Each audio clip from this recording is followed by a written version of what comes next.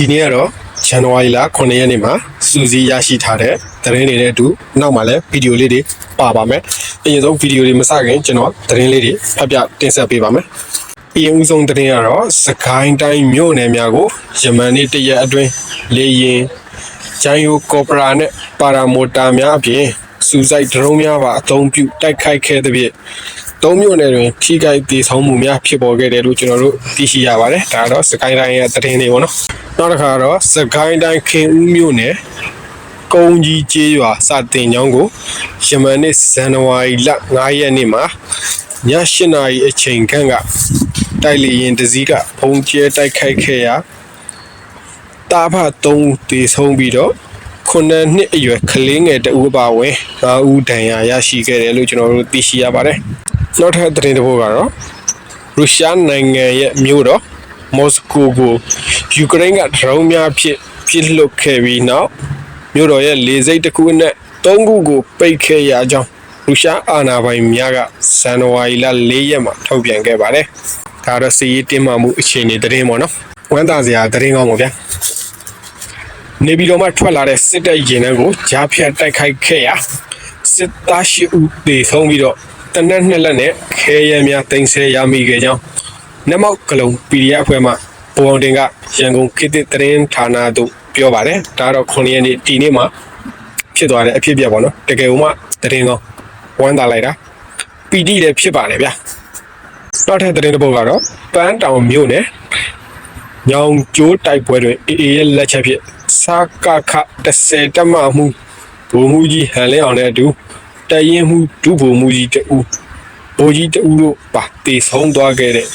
အလောင်းပြန်မရပဲစကခ10တွင်နာရေးပြင်ထားရတယ်လို့ကျွန်တော်တို့သိရပါတယ်။အဲကျွန်တော်တို့ဒီအနောက်မှာတော့ဒါဖက်ပြတဲ့သတင်းလေးကတော့ကုံဝိုင်းပေါ့နော်။နောက်ထပ်အနောက်မှာကျွန်တော်တို့ဒါဗီဒီယိုပေါ့နော်။ဗီဒီယိုအရင်ဆုံးဒါပောက်ကိုတော့ရဲ့ဗီဒီယိုရဲ့နောက်တစ်ခါပြီးတော့ဟိုဘက်ရက်ခွက်ကပေါ်မှာဗီဒီယိုတွေပါပါတယ်။အဆုံးထိလက်လံကြည့်ရှုပေးဖို့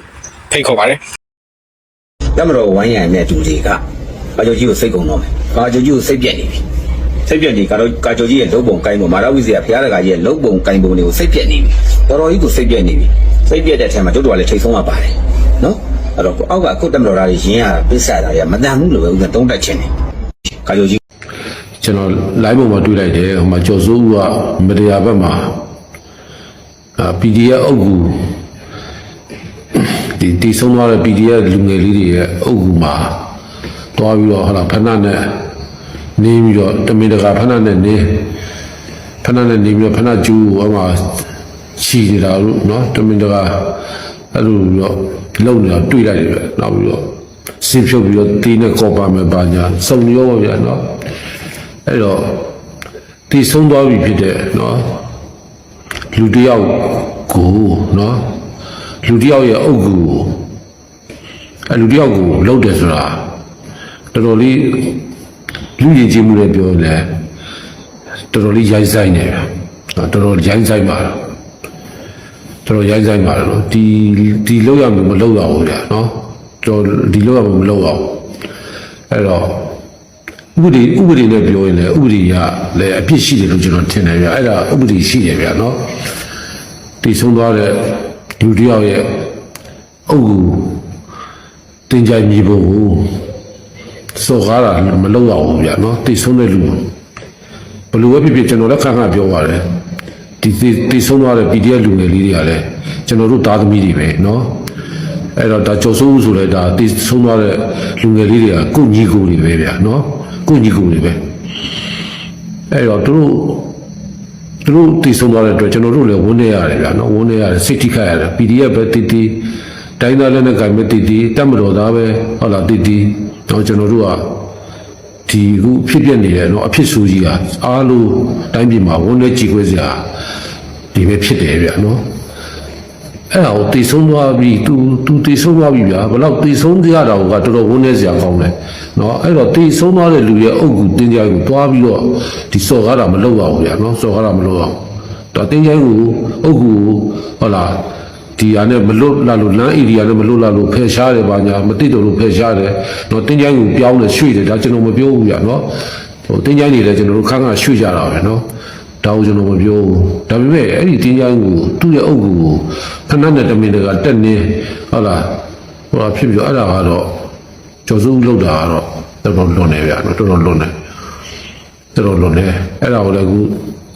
YouTube မှာအဲ့ဒါ RCDB တို့ကလည်းလူငယ်တွေဆိုတော့တော်တင်းနေကြတာပေါ့ဗျာနော်စိတ်ဆိုးပြီးတော့ကျော်စုကိုဓာချင်းချင်းနေကြတယ်နော်အသက်အန္တရာယ်တော့မှကျော်စုကိုချင်းချောက်နေတာကြီးကြားရတယ်ဗျာအဲ့တော့ဟိုကျွန်တော်ပြောချင်တာပေါ့နော်ဒီလူငယ်လေးတွေပေါ့ RCDB ကစကျန်တဲ့ PDF လူငယ်တွေပါဒီပေါ့နော်အားလုံးဟိုကျော်စုမှားတာတော့မှားတာပေါ့နော်မှားတာပေါ့ဒါပေမဲ့သူ့ကတော့အသက်အန္တရာယ်ဟိုပြန်လှုပ်တဲ့ထီတော့တယ်နော်အဲ့လိုတော့မလှုပ်ပါနဲ့ကျွန်တော်ပြောတာနော်အဲ့ဒါကတော့မဖြစ်သေးဘူးနော်ကျော်စုကိုပြန်ပြီးတော့